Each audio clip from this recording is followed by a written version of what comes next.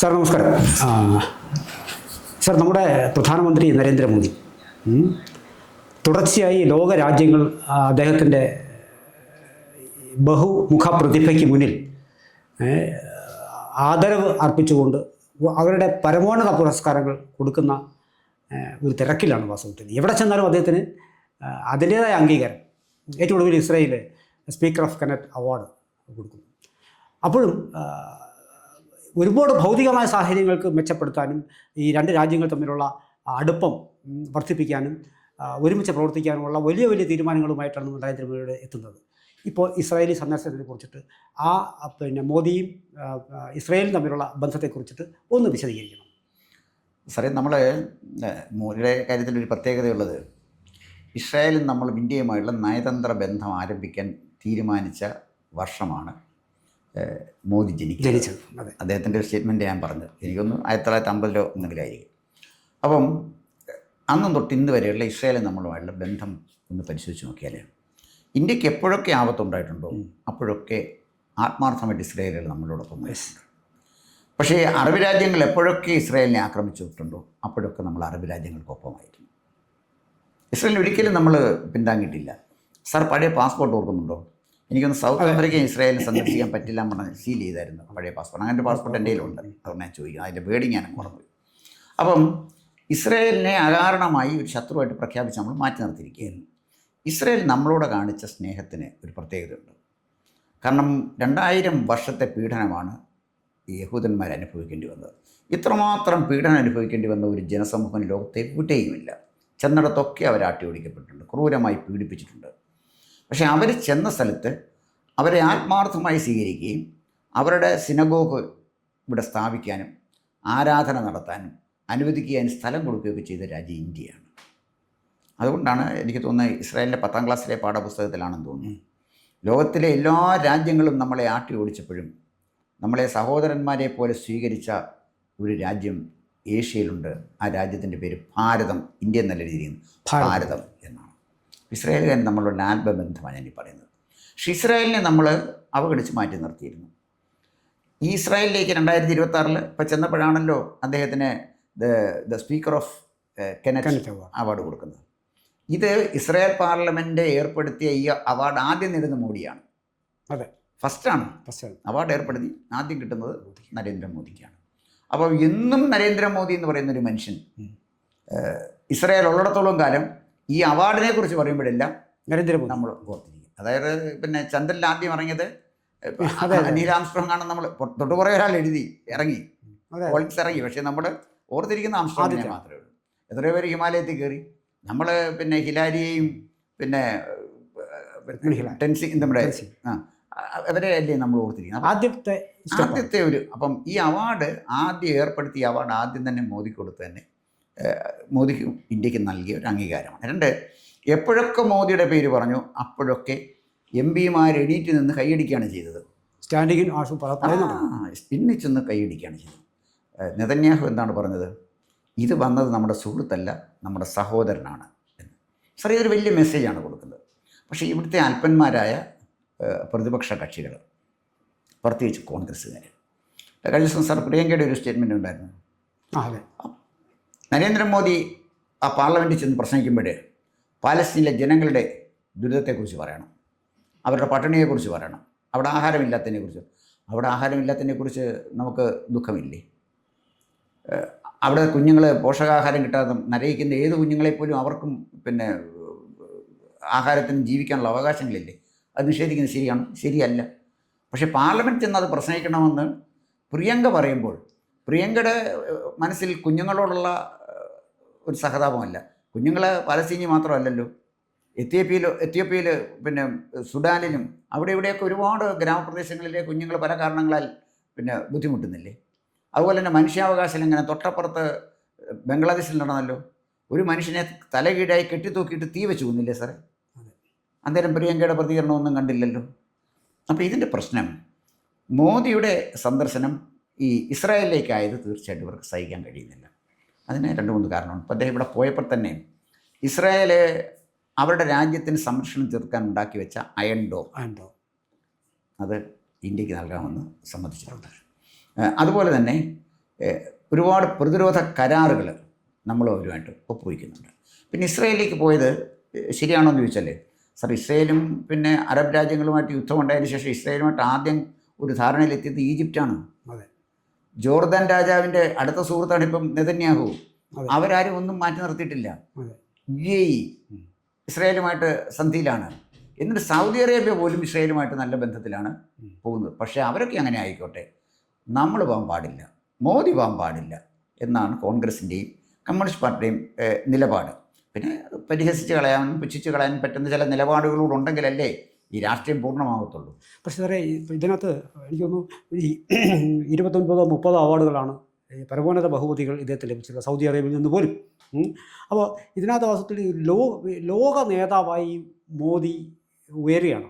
ആരൊക്കെ എതിർത്താലും ആരൊക്കെ അംഗീകരിച്ചില്ലെങ്കിലും ലോക നേതാവായി ഉയരുന്ന, അതായത് ഇദ്ദേഹത്തെ അടുത്ത് വേണമെന്നും വാക്കിലും നോട്ടത്തിലും പ്രവൃത്തിയിലും ഇദ്ദേഹം മാത്രമല്ല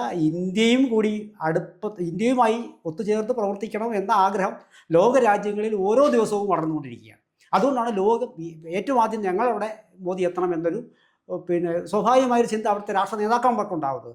അതുവഴി ഉണ്ടാകുന്ന ഇന്ത്യ അറിയാലോ സാർ, ഇത്രയും കോടി ജനങ്ങൾ, വലിയൊരു മാർക്കറ്റാണ്. ഇപ്പോൾ പ്രത്യേകിച്ചും ഭാരതം കഴിഞ്ഞ ഈ 10 വർഷങ്ങൾക്കുള്ളിൽ നേടിയ നേട്ടങ്ങൾ, സാമ്പത്തികമായ നേട്ടങ്ങൾ മാത്രമല്ല, ഇപ്പോൾ ആയുധങ്ങൾ പോലും സ്വന്തമായി നമുക്ക് ആവശ്യമുള്ള പിന്നെ ആയുധങ്ങൾ നമ്മൾ തന്നെ ഉൽപ്പാദിപ്പിച്ചു കൊടുക്കുന്നു. അത് തന്നെ കഴിഞ്ഞ ഒരു 6-7 മാസം മുമ്പ് രാജ്നാഥ് സിംഗ് വളരെ കൃത്യമായി തന്നെ അദ്ദേഹം പറഞ്ഞിരുന്നു. ഒരുപക്ഷേ ലോക രാജ്യങ്ങൾക്ക് പോലും ഇവിടെ നിന്ന് എക്സ്പോർട്ട് ചെയ്യാൻ പറ്റുന്ന ക്വാളിറ്റിയുള്ള. അപ്പോൾ ഇങ്ങനെ എല്ലാ മേഖലകളിലും വളരുന്ന ഒരു രാജ്യത്തിൻ്റെ ഒരു നേതാവ് എന്നുള്ള നിലയിൽ, ഇന്നുവരെ ഇന്ത്യയെ കണ്ടിരുന്ന നേതാക്കളിൽ നിന്ന് വ്യത്യസ്തനായ ഒരു നേതാവ് എന്നുള്ള നിലയിൽ സ്വാഭാവികമായിട്ടും ഇവർ ആഗ്രഹിക്കുന്നത് തെറ്റില്ല. ആ തെറ്റ് പിന്നെ പക്ഷേ അതിൽ തെറ്റ് കാണുന്ന, കുറ്റം കാണുന്ന ഒരു പറ്റം ആൾക്കാർ പിന്നെ അവിടെ എണ്ണം വളരെ ശോഷിച്ചുകൊണ്ടിരിക്കുന്നുള്ള വേറെ സത്യം. പക്ഷേ എങ്കിൽ പോലും അതുമാത്രമാണ് നമുക്ക് പിന്നെ ഇതിനകത്ത് മോശം പറയാനുള്ളത്. അത് സ്വാഭാവികമായിട്ട് എന്തുകൊണ്ടാവും? ഒരു നിലനിൽപ്പിൻ്റെ രാഷ്ട്രീയമാണെന്ന് അറിഞ്ഞുകൂടാത്തതുകൊണ്ടല്ല ഞാൻ ഈ ചോദിക്കുന്നത്. എങ്കിൽ പോലും അതിന് എന്താണ് പ്രതിവിധി? സാറേ, അതിന് പ്രതിവിധി ജനങ്ങളിലാണ്. ജനങ്ങൾ പ്രതിവിധി കൊടുത്തുകൊണ്ടിരിക്കുകയാണല്ലോ. അത് സംശയിക്കുക വേണ്ട സാറേ. ഇനി ഈ ഇസ്രായേലിൽ പോയ വലിയ പ്രശ്നമായത്, അതെ, 2018 അദ്ദേഹം പാലസ്തീനിൽ പോയി. അതെ, പാലസ്തീനിൽ ചെന്നപ്പോഴേ പാലസ്തീനിലെ ഏറ്റവും പരമോന്നത award the red collar of the state of പാലസ്തീനാണ്. അത് കൊടുത്താൽ മോദി അംഗീകരിച്ചത്. ഇസ്രായേൽ മാത്രമല്ല, red collar of the state of Palestine കൊടുത്ത് പാലസ്തീൻ അംഗീകരിച്ചപ്പോഴും കോൺഗ്രസ്സുകാരും മോദി അംഗീകരിച്ചു. ഇസ്രായേൽ പോലെ അവിടെ നിൽക്കട്ടെ. ഇനി അത് വേണ്ട, മെക്കയും മദീനയും നിൽക്കുന്ന രാജ്യം ഏതാണ്? സൗദി അറേബ്യയല്ലേ. അവിടുത്തെ ഏറ്റവും വലിയ പരമോന്നത പുരസ്കാരം എന്ന് പറയുന്നത് കിങ് അബ്ദുൽ അസീസ് അവാർഡാണ്. അദ്ദേഹമാണല്ലോ ആധുനിക സൗദി അറേബ്യയുടെ ശില്പി എന്ന് പറയുന്നത്. അദ്ദേഹത്തിൻ്റെ പേരിൽ ഏർപ്പെടുത്തിയിരിക്കുന്ന അവാർഡ് കൊടുത്തത് മുഹമ്മദ് ബിൻ സൽമാൻ എന്ന് പറയുന്ന ലോകം ശ്രദ്ധിക്കുന്ന അവിടുത്തെ ഭരണാധികാരിയാണ്. അദ്ദേഹം കാണിച്ച ഏക മണ്ടത്തരം ഈ ടർക്കിയും പാകിസ്ഥാനും കൂടെ ചെന്ന് പറഞ്ഞപ്പോഴേ ഒരു സന്ധിയിൽ ഏർപ്പെട്ടതാണ്. ഇപ്പോൾ അവരതിനെ ദുഃഖിച്ചു പോയിരിക്കുകയാണ്. ഇപ്പോൾ അവൻ വളരെ ദുഃഖിച്ചുകൊണ്ടിരിക്കുകയാണ്. കാരണം അതോടുകൂടി അവർക്ക് ഒരുപാട് നഷ്ടങ്ങൾ സംഭവിച്ചു. അപ്പം നരേന്ദ്രമോദി എന്ന് പറയുന്ന ലോക നേതാവ്, ലോകത്തിൽ ഇങ്ങനെ ഒരു നേതാവ് വന്നിട്ടില്ല സാറേ. സാർ പറ, ഏതെങ്കിലും അമേരിക്കൻ പ്രസിഡന്റ് ഇങ്ങനത്തെ അംഗീകാരം കിട്ടിയിട്ടുണ്ടോ? ചൈനീസ് പ്രസിഡന്റ് കിട്ടിയിട്ടുണ്ടോ? അല്ലെങ്കിൽ റഷ്യൻ പ്രസിഡന്റ് കിട്ടിയിട്ടുണ്ടോ? ലോകത്തേത് രാജ്യത്തെ ഭരണാധികാരിക്കാണ് സാറേ ഓരോ രാജ്യങ്ങളും ഇങ്ങനെ അംഗീകാരം കൊടുത്ത് സ്വീകരിച്ചിട്ടുള്ളത്? അതിൽ അഭിമാനിക്കല്ലേ കോൺഗ്രസ്സുകാർ ചെയ്യേണ്ടത്? നമ്മുടെ രാജ്യത്തെ പ്രധാനമന്ത്രിക്കല്ലേ അംഗീകാരം കിട്ടുന്നത്? അദ്ദേഹത്തിൻ്റെ നയങ്ങളിൽ തെറ്റുണ്ടെങ്കിൽ, അദ്ദേഹം നടത്തുന്ന പരിപാടികളിൽ തെറ്റുണ്ടെങ്കിൽ അത് ചൂണ്ടിക്കാണിക്കാം. രാജ്യത്തിനകത്ത് ചൂണ്ടിക്കാണിക്കാം. ഞാൻ കഴിഞ്ഞ ദിവസം ഒരു കോൺഗ്രസ് എം പിയുടെ, കോൺഗ്രസ് അനുഭാവമുള്ളൊരു എം പിയോട് അല്ലെങ്കിൽ കോൺഗ്രസിൻ്റെ എം പിയോട് ചോദിച്ചു, നിങ്ങൾ ഈ പാർലമെൻറ്റിൽ കിടന്ന് കടലാസ് കയറുകയും ബഹളങ്ങൾ ഉണ്ടാക്കുകയും ചെയ്യുന്നുണ്ട്. ഇന്ത്യൻ റെയിൽവേ UP ഏർപ്പെടുത്തിയ ഒരു സൗജന്യമാണ് 60 വയസ്സിന് മുകളിൽ പ്രായമുള്ളവർക്ക് സൗജന്യ യാത്രാ നിരക്കിൽ ഒരു ചെറിയ കുറവ്. അത് ഈ ഇപ്പോഴത്തെ അശ്വിനി വൈഷ്ണവ് നല്ല കച്ചവടക്കാരനാണ്, നന്നായിട്ട് റെയിൽവേ ഒക്കെ നോക്കുന്നുണ്ട്. പക്ഷേ കച്ചവടം ഒരുപാട് പോകരുത്. പ്രായമുള്ളവരെ കൊടുത്തിരുന്ന ഒരു ആനുകൂല്യം നിർത്തിക്കളഞ്ഞത് ഒരു മിടുക്കായിട്ട് ഞാൻ കരുതുന്നില്ല. അത്രയൊക്കെ ആനുകൂല്യങ്ങൾ കൊടുക്കുന്നിടത്താണ് അദ്ദേഹം മനുഷ്യനാകുന്നത്. വന്ദേ ഭാരത് ഓടിച്ചാൽ പോരാ, ആ വന്ദേ ഭാരതിൽ സഞ്ചരിക്കാൻ നിവൃത്തിയില്ലാത്ത ഒരു ചെറിയ ന്യൂനപക്ഷം ആളുകൾക്കെങ്കിലും ഒരു ചെറിയ സൗജന്യം കൊടുക്കാനുള്ള നിർത്തിയിട്ട് പോകുന്നതിനോട് എനിക്ക് വിയോജിപ്പാണ്. ഞാൻ ചോദിച്ചു, നിങ്ങളത് ചെയ്തില്ലേ? നിങ്ങൾ എന്തുകൊണ്ട് ഇന്ത്യൻ പാർലമെൻറ്റിൽ ഇത് പറയുന്നില്ല?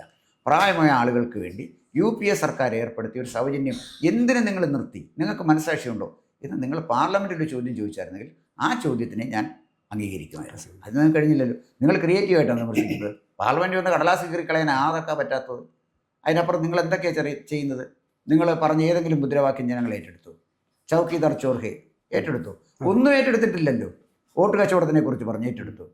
നിങ്ങൾ പറയുന്നൊന്നും ഏറ്റെടുക്കാത്തതിൻ്റെ കാര്യം ജനജീവിതവുമായിട്ട് ബന്ധപ്പെട്ട കാര്യം നിങ്ങൾ പറയുന്നില്ല. നിങ്ങൾക്ക് ജനങ്ങളുടെ പ്രശ്നം അറിയത്തില്ല. അത് പറയാതെ നിങ്ങൾ മോദിക്ക് കിട്ടുന്ന നേട്ടം, മോദിക്ക് കിട്ടുന്ന അംഗീകാരത്തിൻ്റെ പേരിൽ അസഹിഷ്ണുത കാണിച്ചുകൊണ്ടോ അസൂയാലുമായതുകൊണ്ടോ കാര്യമില്ല. ഇന്നത്തെ ഒരു സാഹചര്യത്തിൽ മോദിയുടെ അടുത്തെങ്ങും എത്താൻ രാഹുൽ ഗാന്ധി കഴിയത്തില്ല. നിങ്ങൾക്ക് ആരാധിക്കാൻ അവകാശമുണ്ട്. നിങ്ങൾക്ക് രാഹുൽ ഗാന്ധിയെ ആരാധിക്കാം, പൂജിക്കാം, അദ്ദേഹം ഇന്ത്യ ഭരിക്കുമെന്ന് തീരുമാനിക്കാം. സോണിയാജിയും രാഹുൽജിയും പ്രിയങ്കാജിയും വാദ്രാജിയും എല്ലാം കൂടി ഇന്ത്യ ഭരിക്കും, അങ്ങനെ ഇന്ത്യയിലെ പാനന്തേലും ഒഴുകുമെന്നൊക്കെ പറഞ്ഞ് നിങ്ങൾ പറയാം. മനോരമയ്ക്ക് അത് പ്രചരിപ്പിക്കാം. ഇതിനുള്ള അവകാശം നമുക്കുണ്ട്. പക്ഷേ അതെല്ലാം ഞങ്ങൾ വിശ്വസിക്കണം, അംഗീകരിക്കണം എന്ന് പറയുമ്പോഴത്താണ് ബുദ്ധിമുട്ട്. നിങ്ങൾ മോദിയെ അംഗീകരിക്കണം, ലോകം അംഗീകരിച്ച നേതാവാണ് എന്ന് അടുത്ത സമയത്ത് ഒരു മുതിർന്ന കോൺഗ്രസ്സുകാരൻ, അദ്ദേഹത്തോട് ഞാൻ ഇങ്ങനെയല്ല പറഞ്ഞത് എങ്കിൽ പോലും ഇത് ശരിയല്ല, ഇതാണ് ചെയ്യേണ്ടത് എന്ന് പറഞ്ഞപ്പോൾ അദ്ദേഹം ചിരിച്ചുകൊണ്ട് അതിന് മറുപടി പറയാൻ നോക്കണം. അല്ല സാറേ, ഇതിനകത്ത് കുറച്ചുകൂടി നമ്മൾ കണ്ടാൽ ഔപചാരികതകളിൽ നിന്ന് ഇപ്പോൾ ലോക നേതാക്കന്മാർ പെരുമാറുമ്പോൾ അടുത്ത് കാണുമ്പോൾ സംസാരിക്കുമ്പോൾ ഒക്കെ ചെയ്യിക്കേണ്ട ആ ഒരു ഔപചാരികതകളിൽ നിന്ന് വ്യതിചലിച്ച് ഷർട്ടിൻ്റെ കളർ നോക്കുക, തുണിയുടെ കളർ നോക്കുക, കുടുംബത്തിലെ വൈഫിൻ്റെ അത് പറയുക, പിന്നെ പല രാഷ്ട്ര നേതാക്കന്മാരുമായി കെട്ടി ആലിംഗനം ചെയ്യുക, ഇങ്ങനെയൊക്കെയുള്ള ഇത് വാസ്തവത്തിൽ എനിക്ക് തോന്നുന്നത് ഒരു നേതാവ് വഴി ആ രാജ്യത്തെ പോലും ഒരു പുണരുന്നതിൻ്റെ ഒരു ഇത് എനിക്കങ്ങനെ തോന്നിയിട്ടുണ്ട്. കാരണം അങ്ങനെ അടുത്ത് അറിയാവുന്ന, അടുത്ത് വേണമെന്ന് ആഗ്രഹിക്കുന്ന, അല്ലെങ്കിൽ ചേർത്ത് നിർത്തണമെന്ന് ആഗ്രഹിക്കുന്ന, ഒരുമിച്ച് സഞ്ചരിക്കണമെന്ന് ആഗ്രഹിക്കുന്ന ഒരു നേതാവ് ഇന്ത്യയിൽ നിന്ന് പലപ്പോഴും പല ലോകരാജ്യങ്ങൾ കണ്ടിട്ടില്ല. ഇത്രയും ഇതിൻ്റെ ഒരു കുടുംബം എന്ന് പറയുന്നത്, ഇദ്ദേഹം എപ്പോഴും പറയുന്നത് എൻ്റെ കുടുംബം ഭാരതമെന്നാണ്. അപ്പോൾ ഇങ്ങനെ ഒരു മെസ്സേജാണ് വാസ്തവത്തിൽ. അപ്പോൾ അവർ പുറത്തു നോക്കുമ്പോൾ ഈ മനുഷ്യരിൽ എന്തോ ഒക്കെ പിന്നെ മറ്റാൾക്കാരിൽ കാണാത്ത എന്തോ ഒരു അധിക ചില സംഭവങ്ങൾ ഈ മനുഷ്യരിൽ കാണുന്നില്ലേ? തീർച്ചയായും സാറേ, ഞാൻ പലപ്പോഴും ശ്രദ്ധിച്ചിട്ടുണ്ട്, നരേന്ദ്രമോദിക്ക് ചുറ്റുമുള്ള ഓറ വളരെ പവർഫുള്ളാണ്. ഞാനും സാറും ഒന്നും ചുമ്മാ ഒരുത്തമനെ വന്ന് അങ്ങനെ നമ്മളാരും അംഗീകരിക്കുന്നില്ലോ. ഒരാളിനെ നമ്മൾ വിമർശനത്തോടുകൂടി അംഗീകരിക്കും. എനിക്ക് നരേന്ദ്രമോദിയെ കഴിഞ്ഞ 2014 വന്നത്. ഞാൻ നരേന്ദ്രമോദിയുടെ ഒരു ഫാനാണ്. കാരണം ഞാൻ ഇന്ത്യയെ സ്നേഹിക്കുന്നു, ഞാൻ രാജ്യസ്നേഹിയാണ്. ഞാൻ രാഹുൽ ഗാന്ധിയെ എതിർക്കുന്നത്, എനിക്ക് കോൺഗ്രസിനോട് എതിർപ്പില്ല, രാഹുൽ ഗാന്ധിയോടാണ് എതിർപ്പത്. രാഹുൽ ഗാന്ധിയുടെ രാജ്യവിരുദ്ധ നിലപാടിനെയാണ് ഞാൻ എതിർക്കുന്നത്. നെഹ്റു കുടുംബം ഇന്ത്യ ഭരിക്കണമെന്നുള്ള അദ്ദേഹത്തിൻ്റെ സ്വപ്നവും അദ്ദേഹത്തിൻ്റെ ആഗ്രഹവും സാക്ഷാത്കരിക്കപ്പെടാൻ പാടില്ല എന്നാഗ്രഹിക്കുന്ന ഒരു ജനാധിപത്യ വിശ്വാസിയാണ് ഞാൻ. അതുകൊണ്ടാണ് എതിർക്കുന്നത്. പക്ഷെ ഇവിടെ നരേന്ദ്രമോദി എന്ന് പറയുന്ന മനുഷ്യൻ കടന്നു വരുമ്പോൾ നമ്മൾ അറിയാതെ തന്നെ അദ്ദേഹത്തെ ആദരിച്ചു പോകും. അതിന് ശക്തമായൊരു വ്യക്തിപ്രഭാവം നരേന്ദ്രമോദിക്കുണ്ട്. അതിൻ്റെ ഭാഗമാണ് നമ്മളിപ്പോൾ കാണുന്നതും ഇസ്രായേൽ കണ്ടതും. കൂടുതൽ വാർത്തകളും വിശേഷങ്ങളും നേരിട്ട് ലഭിക്കാൻ ജനങ്ങളിൽ നിന്ന് ജനങ്ങളിലേക്ക് ജനഭൂമി ന്യൂസ് സബ്സ്ക്രൈബ് ചെയ്യൂ. ബെൽ ബട്ടൺ അമർത്താനും മറക്കരുത്.